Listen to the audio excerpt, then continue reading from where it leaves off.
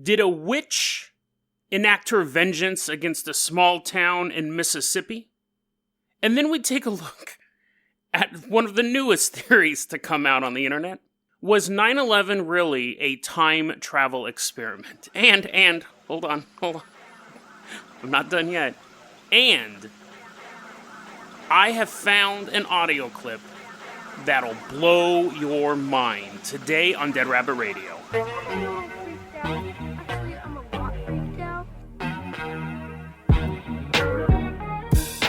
Hey everyone, welcome back to another episode of Dead Rabbit Radio. I'm your host, Jason Carpenter. I'm having a great day. I hope you guys are having a great day too. Hope you guys really are having a great day. Hope everyone is safe. And yeah, I just hope everything's working out for you guys. Okay. So let's go ahead and jump into our first story. We're just going to go right into this. So let's hop on board the Carpenter copter. We are going to a small little town somewhere in Mississippi. I don't know exactly where it's at, but I do know it's along the Yazoo River, and the town is called Yazoo.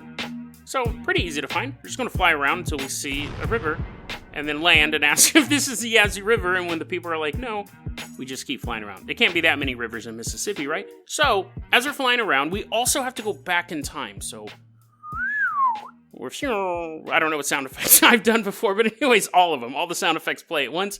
We are in the year 1884. There's a witch living on the edge of town.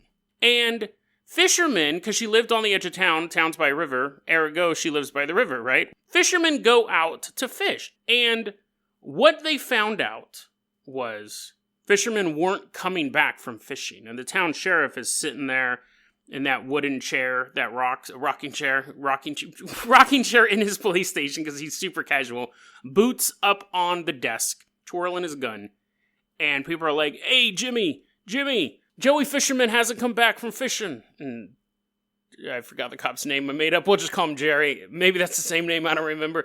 And Officer Jerry, Sheriff Jerry goes, nah, wait, well, I'm rocking in my chair right now. I'll work it out later, and the people leave. And then the next day, someone else comes back, and they go, Samuel, the fisherman, the old dude who fishes all the time, he's gone. And Sheriff Jerry is like, oh, that's a little suspicious. And this goes on, and he's not a very good cop, if you're not picking up on this. He's not a very good cop. But eventually, after half the fishermen are gone, he's like, yeah, I should go find out what's going on down there. So the sheriff finally gets out of his rocking chair and gets all suited up and goes out to the witch district to find out. Actually, he doesn't go to the witch district. He doesn't know the witch has anything to do with this yet. He goes to the river to look for the fishermen and can't find any fishermen. He's like, oh, that's interesting. And so then the witch's district is right next to it. He's like, oh, I got to go pick up that Eye of Newt, right? I want to cut through the witch's district, buy some Eye of Newt. He's walking through the witch's district. Witches are like, curses, curses. They got carts full of like goblins in them. He's like, I don't need any of those. But as he's looking through the witch's district, he starts finding chopped up people. And he's like, I need to find out who's chopping up these bodies. And not only were these bodies being chopped up, there were signs of torture. And these were the fishermen, if it wasn't obvious. The fishermen were showing up to fish on the lake, and then the witch would get them and torture them and then chop them up. Well, I don't even know if she chopped them up, okay? The point is she tortured them and murdered them. I don't know where the dismemberment came from. Anyways, witch runs. The witch takes off because she realizes she's done for. She's been caught by Sheriff Jerry. She's been caught by Sheriff Jerry. So there's a pursuit, there's a musical montage, he's like running through the jungle, they're playing some 80s song, 1884 song, so it's like a musical montage with a banjo, and as they're moving through the jungle, the forest, I got caught up in my own story, as they're running through the forest, the witch is like looking behind her, and she sees Sheriff Jerry getting closer and closer, and like, song, highway to the danger zone, going on. She's like, where's that music coming from? She's running, and she jumps into quicksand. And she's about waist deep in quicksand, right? And the sheriff gets there, and his deputies have magically appeared, and they show up, and she turns around. She turns around as she's in the quicksand, and she raises her fist at them, and she says, in 20 years, I will return and burn this town to the ground.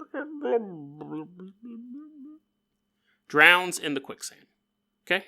The sheriff's like, oh, Well, at the end of that case, I don't have to do any more investigation. My only witness, who I never questioned, drowned in quicksand. She must have been responsible for all of these murders, right? We jump ahead, spoiler alert, 20 years. May 25th, 1904. A massive fire rips through the town of Yazoo. Huge fire. 324 buildings burned. And nobody, to this day, knew how the fire started. The people said that there was a young couple getting married, and somehow they think that the fire may have started there, but it moved through the town. The people said it looked like it was supernaturally controlled as it jumped from building to building and going inside and then knocking on a door and opening it and walking, little flame walking inside and people waking people up, and they're like, oh, and they jump out the window. And then the flame's like, laughs, and then jumps to the other building, gets on a bus, drives around town. The people had no idea how this fire spread. And here's a quote. You go, Jason, it's just the wind. Wind makes fire do stuff. And to idiots, wind seems supernatural. Stop. You can't debunk this story. This story's ironclad. Quote, here's a quote I found on an article. Quote, area weather reports from May 25th, 1904. Make no mentions of high winds in the area. Case closed, obviously. Because if I can't trust a weather report written in 1904, what can you trust? And especially if I can't trust a website making such a bold claim, then who can I trust? Anyways, that's the claim. Day after the fire, everyone goes to the town cemetery. As you do, because your first inclination is to check on the witch. 324 buildings burned, remember? But the first thing you want to do is go to the graveyard. Check on the grave of the witch. And when they got to the grave of the witch, they noticed that the chains that were wrapped around the gravesite, so there's like 4 posts and there's chains around them, were broken.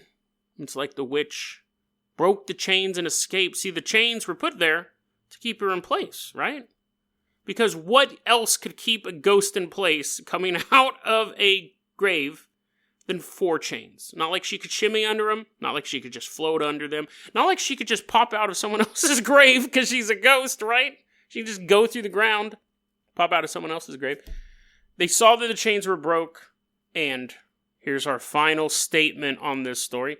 Current local lore says that when all of the chains are gone from her grave, the witch will return again to exact her revenge on Yazoo City. To this day, our cemetery sextons, sexy.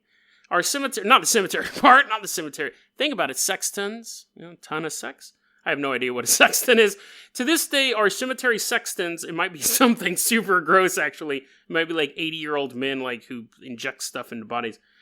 On with the quote. To this day, our cemetery sextons are very careful to keep the chains repaired and in place, though they are often broken again very soon after being repaired. That's the story of the Witch of Yazoo. Now, there are a lot of people who believe this story. And I wanted to highlight this story for 2 reasons. One, because I love the idea of people falling into quicksand. I think that's hilarious. That's not the only reason. I didn't talk about this for 10 minutes just because I wanted to tell a story about quicksand. The story's stupid. And the thing, and listen, here's the thing. I might as well talk about this right now because I think you can obviously tell there's a bit of a different tone to the episode today. It was a rough weekend. We had a lot of bad news this weekend. And it was funny because when I wanted to do this episode, I said, let me try to find some stuff that's kind of funny. And then I realized that I would probably be better suited if I found stories that made me mad. Because it sucks. Like, it's just been such a bad news day that I was like, yeah. So, Anyways, let's look into this legend. Again, a lot of people believe in this story, but let's take a look at it. And there's urban legends I've talked about, like the Wandering Bus of Philadelphia, which I said this is an urban legend and it's fake, but it says something to us. I've talked about the Bunny Man story a couple episodes back. Same thing, but that story had some basis in truth. Let's look at this story here from the point of view of a human being with brain cells. There's a witch murdering fisherman. She's able to get away with it a long time. She tortured and killed him. How do they know? How do they know she tortured him? How do they know she killed him? None of the details are ever revealed in any of these things. Sheriff goes out to the witch's hut, goes to arrest her. She takes off. That's a rational part of the story. That is what would happen in real life. If you were murdering people, a cop showed up, you're going to run. or if you were into any nefarious activities or just a witch in 1884 and a bunch of cops show up outside your house, you're going to run. That part makes sense. She runs and she falls in quicksand. And then she turns around and says, in 20 years, I'm going to burn your town to the ground or something like that, and drowns. And the sheriff is just watching the whole thing. Here's my question. Why would the sheriff tell anyone that story? Why would he goes back into town and they're like, hey, Jerry, did you get the witch? He's like, no, but she did tell us we're all doomed to die in 20 years. Like, why would you tell that part of the story? You're not going to spread that version around town because people are already petrified that this witch has murdered a bunch of people. Also, no record of anyone being tortured or murdered in this city back then. So then the fire starts, is burned. There was actually a fire, and I think that tells you why this story was created. But there was actually a fire. A bunch of buildings were burned. Not a ton of casualties, actually. Any casualties that I could see, but I could be wrong on that. There could have been 3 or 4 or whatever. It's tragic.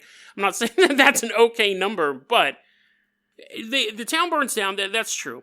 And then the next day they go to the graveyard and they go to her grave with the chains and stuff like that. How do they get the body out of the quicksand? Why would they get the body out of the quicksand? If they dug up a witch out of the quicksand, if they decided to go through all that effort to get an old dead woman out of sandy water, why would you then take her to your graveyard in town and bury her and put chains around it? And don't tell me it's protect us from her magic, because it would have been easier just to leave her in the quicksand. If you actually thought she was magical, you could have cremated her because she didn't have any family or friends. No one was going to care. Or you put her in an unmarked grave. The truth of the matter is nobody knows who's buried in that grave that has the chains around it. And then the idea of any town official who says we have to repair these chains or the witch will destroy us all should automatically lose their seat. Any town official who says we need to keep these chains repaired, otherwise we'll be destroyed, would not be a town official for long. And again, let's put logic to this story. You have chains wrapped around a grave that keep breaking, right?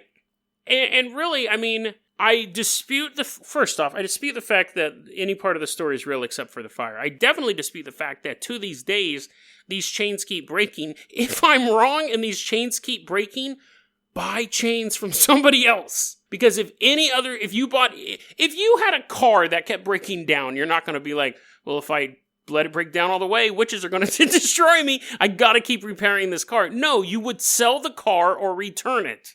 You wouldn't just keep repairing that car over and over again on the off chance that the one day you decide to take it to the auto lot, a bunch of witches come out of it. That is probably one of the most here's the thing. There's 2 different audiences for urban legends. 12-year-old kids and idiots. I do enjoy reading urban legends because it speaks to me as I have the thought process of a 12-year-old kid. When I initially am reading it, I'm thinking, oh, that's spooky, witch in the quicksand. Oh, that's kind of cool. Quicksand witch. But then the second I finish it, or actually this story while I was reading, I was like, wait, that doesn't make sense. Like, why did they get her body out of there? Wait. And idiots. People who go, oh no, that's totally true. I believe it. My cousin saw the witch's ghost. He was also trapped in quicksand. He turned to the side and there was a witch standing there. There's a certain point where the entertainment factor of a story just flat out becomes insulting. Some urban legends are Transformers 3. Which means it's very well crafted and tells a good story. It's not real, but it's entertaining. Some urban legends, however, are Transformers 5, which really insult your intelligence, and in the end, you feel bad that you spent any amount of time listening to them. This one was a Transformers 5. That'll be our new ranking system for urban legends. I'm disappointed in you, town of Yazoo. So, yeah, that is the story of the Witch of Yazoo. Did that appeal to you? Were you not entertained? I have to say at this point that was pretty cathartic to do, to basically take some town's urban legend, a town that no one's ever heard of, and just rip into pieces. That did make me feel a little bit better. But let's go ahead and move on to our next story. Now, our next story hopefully will be less irritating to me. We're going to talk about the tried, the true, the you can't kill it with fire conspiracy keeps coming back to life. 9/11. Now, 9/11, we've talked about on the show 100 times. It's basically the granddaddy of conspiracy theories. It used to be JFK, but that's not really relevant anymore. That's your grandpa's conspiracy theory. But 9/11 was 18 years ago, so people keep coming out with conspiracy theories about 9/11, and they get dumber. They get dumber and dumber and dumber and dumber as time goes on. And you think, Jason, I think you're just still a little wound up. That witch cast a spell on you. No, that's not the case. She might have, but... There's a video out there right now called 9/11 Planes Traveled in Time.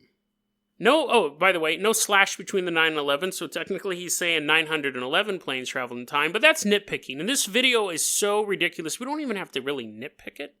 We can dive right into this video. This is the claim. This is the claim that's being made. First off, before I get into the claim, let's talk about the evidence, because that's really important, right? You've got to find out the evidence. The first piece of evidence this guy presents to us is a commercial for a car, and guess what the model of the car is? The Porsche 911. Porsche 911 car. So, and it travels in time in the commercial, right? If the guy gets in an old version of a Porsche and drives and he goes through a time portal, then it's the brand new Porsche. And the commercial says, time travel might always remain a dream, but we're working on it. Porsche 911, time travel, ergo 911 represented time travel. Forget the Porsche part. I'm surprised he didn't try adding up each number of each letter and it adds up and then you divide it by 6 and then add 16 and it would keep doing stuff until it reaches 911. But anyways, forget the Porsche part.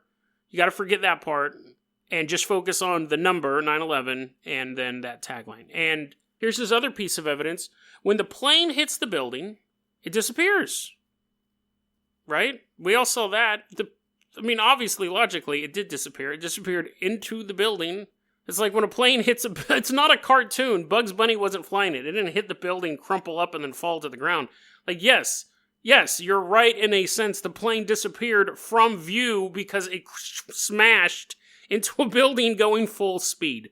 But to him, it just simply ceased to exist, right? So do you have any proof of that? Well, before he gets into where the plane went, or if it did really disappear, he starts talking about Back to the Future. So we did an episode, I don't know, maybe a month or two back, about did Back to the Future predict 9/11? And it was a fun episode. I enjoyed it. But the answer is no, it didn't. But this guy starts citing that video and starts saying, did you know that Back to the Future predicted 9/11? But see, he goes in a different route with it, luckily, because I didn't want to just do a repeat of that. He goes in a different vein. He says the car in Back to the Future has to go 88 miles an hour. So remember that number, 88 miles an hour. It has to go 88 miles an hour. And Doc Brown, at the end of the first one, when everyone piles in the car, he goes, where we're going, we don't need any roads. Car takes off. Like an airplane. And in the first movie, when the car crashes into a barn, when Marty McFly first goes back in time, crashes into a barn, Farmer comes out and goes, it looks like some sort of airplane. And the YouTube dude, the guy who's making this video, goes, no, it doesn't. And then he moves on to the next point. But he's trying to say that the car is an airplane, and people think it looks like an airplane, but it's not an airplane, but in the end it actually flies like an airplane, and the only vehicle that doesn't need roads is an airplane. Forget boats or hydrofoils or any other, blimps. The only thing that doesn't need a road is an airplane, and 88. 88 miles an hour. 88 is the key to his conspiracy theory. For some reason, he gets stuck on the number 88, and the rest of his video is talking about the number 88. Now, we get into the weird stuff, because the idea of the planes disappearing we've heard about before. We've heard, dude, and trust me, it's going to get really bizarre. We've heard about the planes disappearing before. That was an early conspiracy theory that the planes are just holograms because they simply just smashed into the building and just seemed to disappear. Remember, again, disappeared from view is different than disappearing. It's baby logic. If one of your friends gets up and leaves the room, you don't go, oh no, my friend disappeared, I can't see him anymore, and then they come back and you go, But some people don't understand that. So when they see something smash into a wall and it disappears from view, it's disappeared. It doesn't exist anymore. So anyways, that's not a new theory that the planes just disappeared. 9/11 being predicted by Back to the Future. My head, I'm just leaning against my hand at this point. 9/11 being predicted by Back to the Future is not a new theory either. But this is, okay, let's get into this. Now, I'm going to have to shred it to pieces before we put it back together. He goes on to connect Donald Trump, and this isn't going to get political, so don't reach for the off button now. Donald Trump was connected to the time travel experiment. He never really says what happened. He just believes the planes went in time. He never even makes a statement if they went in the past or they went into the future. He just says time travel was involved. It's super, super vague conspiracy theory. He says Donald Trump, we've covered this as well, Donald Trump has all these connections to time travel. His uncle took all of Tesla's designs and he gave Donald Trump a time travel machine, and the story of Baron Trump. We covered that on Donald Trump as a time traveler. That was our Thanksgiving episode. You can listen to that one if you'd like to as well. I think that's a good episode as well. But he ties Trump into 9/11 time travel in two other ways. In this YouTube video about 9/11 time travel, the person who, I didn't write down the dude's name.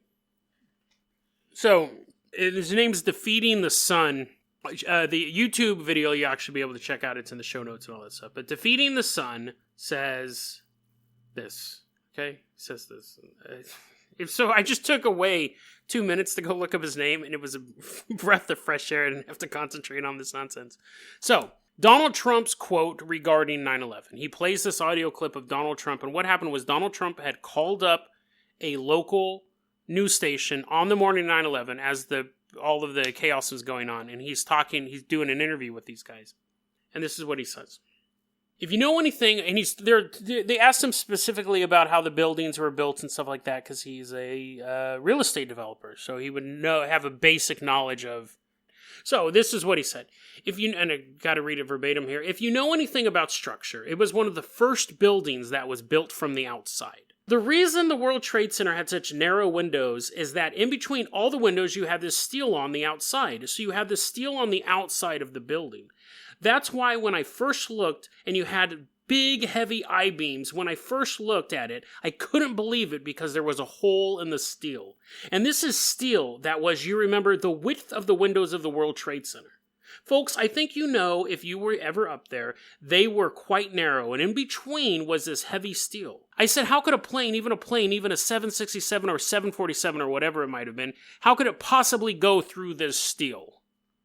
So, what Defeating the Sun is saying and what Donald Trump is saying is that the reason why the windows were narrow on the World Trade Center was because all of the steel of the building was on the outside. Normally, there's more steel columns in the middle, and when they built this World Trade Center buildings, they wanted it to be super sturdy. They were trying a new thing where they were putting it all on the outside, basically creating an armor system. And he said the reason why the windows were so narrow up there as opposed to other complexes in New York, or even around the world, because they had all that steel. They didn't have a lot of room for the windows. And basically what he's saying is that, from what he understands, he doesn't understand how a plane could go through that heavy of steel. And that's the end of the quote on Defeating the Sun's topic. Now, I did have to go and research that a little more just to make sure I understood the context, but we'll get to that in a second. Because, again, yes, Donald Trump did talk about that on 9/11, and he said, I don't understand how a plane could go through the steel-reinforced building. But doesn't call him a 9/11 truther. It's not saying that Donald Trump says that 9/11 was an inside job. Doesn't say that Donald Trump says that it was a controlled demolition. Nothing like that. Donald Trump's basically making the statement, I don't understand how it could have happened, and somehow that means Donald Trump had something to do with the time travel experiment. So, remember that.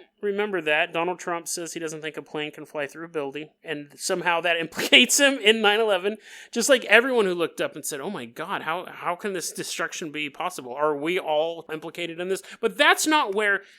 I'm saving the death blow. Defeating the Sun has the best info for last. He puts up this little picture of stuff, right? He puts up this little infographic, and it's all this list of information, and he says, I'm not going to read it out to you, but you can pause the video and read it yourself, which is hilarious to me because it makes me think that even he knows it's nonsense.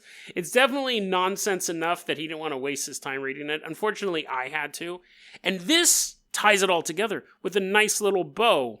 Remember 88? Remember you have to go 88 miles an hour to go in time in Back to the Future. Now, the planes weren't going 88 miles an hour. They were going way over that. None of the planes were United 88. There weren't, if you added up the ages of everyone and divided by 12, everyone didn't add up to 88. No. He ties 88 into Donald Trump. It had nothing to do with time travel. Nothing to do with time travel. So somehow, Back to the Future, the car goes 88 because they knew that 88 was Donald Trump's favorite number. So, here we go. This is the list of proof that we have Donald Trump's favorite number is 88. Trump spent $88 million on his election. It's not true. He spent $65 million. I had to look all this nonsense up. Trump had 88 events or campaign stops during his campaign. Not true. He had 323 stops. Flat out lying to us at this point, this infographic.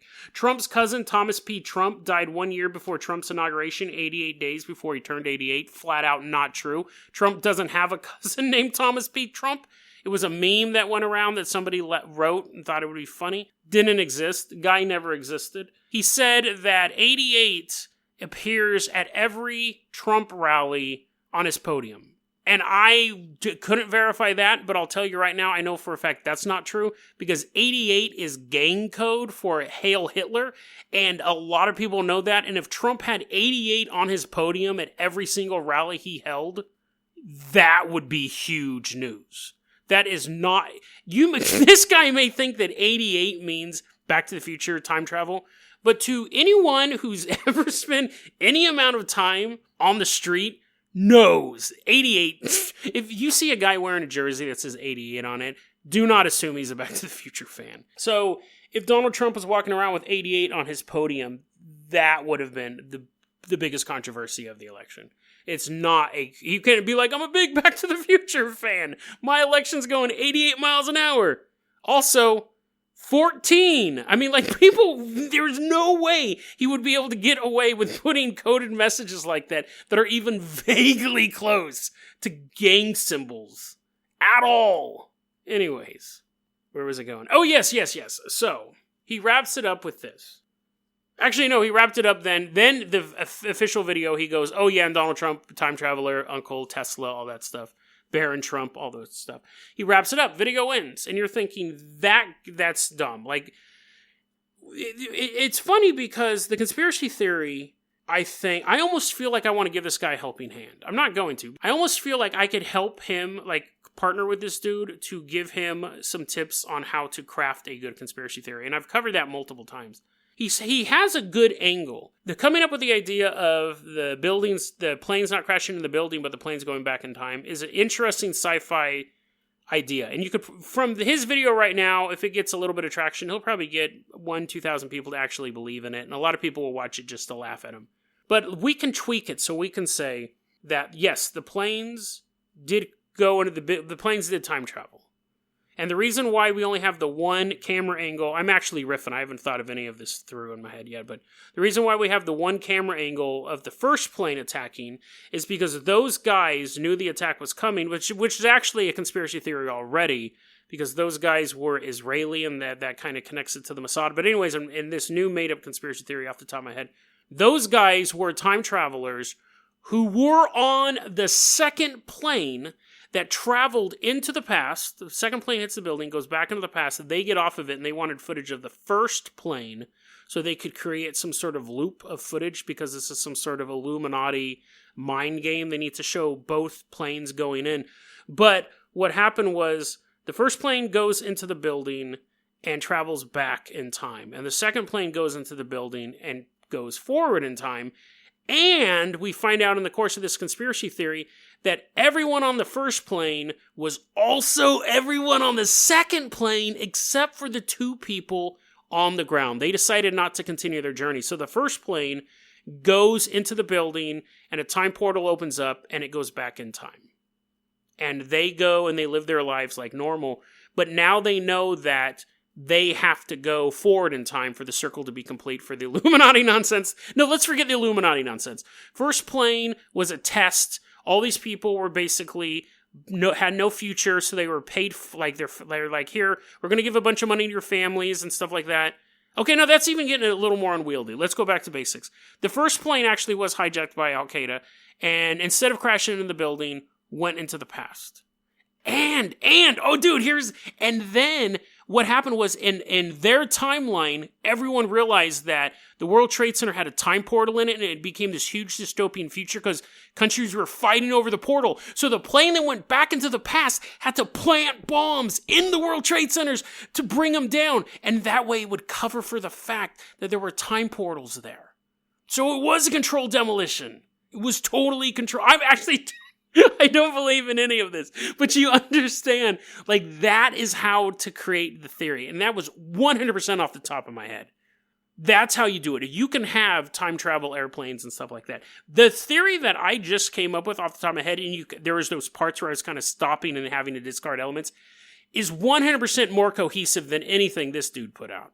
Like, his video is absolute nonsense. It just jumped. There's no theme going through it. And he, again, never really states, was it a time travel experiment? Was it on purpose? Was it an accident? Where are the planes now? My made-up theory at least accounts for a lot of questions. Why the planes there wasn't a lot of wreckage of the planes, and the buildings coming down because they went back in time and then had to hide the existence of time portal. Time portals are still up there, but now they're in the middle of nowhere. So it's less likely that some guy's going to be working in his office and go to the bathroom and then end up in 1884, a witch is chopping them up. Now, just the portals are there. Oh, and those lights, where they had that giant light shoot up in the air, that was basically trying to deactivate. No. That was trying to send a message to the time travelers that the mission was successful. Wait a second. This is a horrible theory because that means the people who went back in time planted those bombs and killed everyone in the World Trade. I forgot about all the people who died in the World Trade Center. But all that being said, that is a more cohesive. That conspiracy theory, if someone put it out there, I predict, if I was an unscrupulous person, I could just make a YouTube channel with nonsense like that, and I'd get 10,000 subscribers overnight. Maybe not overnight, but in a far shorter period than this channel does. A lot of people don't like debunking stuff. And I'm glad you guys do stick around and listen to the show. I'm glad you guys enjoy the show. But, I mean, really, like, I'm competing with a lot of people who put this nonsense out. Much bigger channels than mine. And it's just, I'm not bitter or anything. It's just a different lane. I've quoted this statement before. Some guy says, you never get rich writing books saying UFOs don't exist. So, I mean, you know, I'm not as skeptical. I'm more skeptical on conspiracy theories than I am on paranormal events like UFOs or aliens and ghosts and stuff like that. But conspiracy theories are they're almost always built on quicksand. That's your second quicksand reference for the day. But I'm going to read you the rest of this Donald Trump quote. I was shocked when I heard this quote. Now, again, I went to find out what the context was of this, because I first heard this Donald Trump quote on this weirdo's YouTube video, and I thought, where's this coming from? So I had to go find, and I did, and it's in the link, it's in the show notes. I can't believe this isn't more popular. I found the interview he was doing with the radio station the morning of 9/11. And he does say the whole quote, and then, folks, I think you know if you were ever up there, they were quite narrow, and in between there was this heavy steel. I said, how could a plane, even a 767 or 747, or whatever it might have been, how could it possibly go through this steel? Next sentence.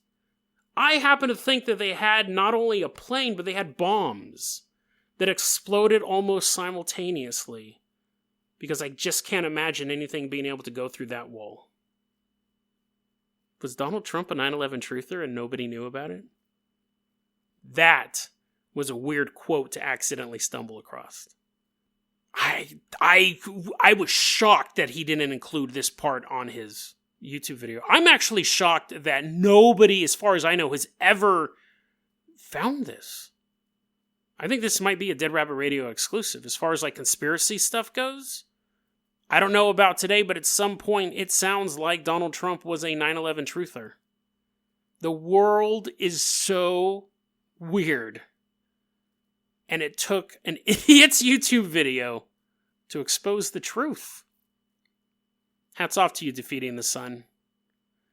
It wasn't the truth you wanted us to hear, but it might have been the one we needed to.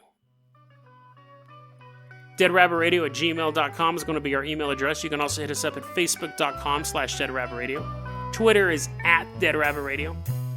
Dead Rabbit Radio is the daily paranormal, conspiracy, and true crime podcast. You don't have to listen to it every day, but I'm glad you listened to it today. Have a great one, guys.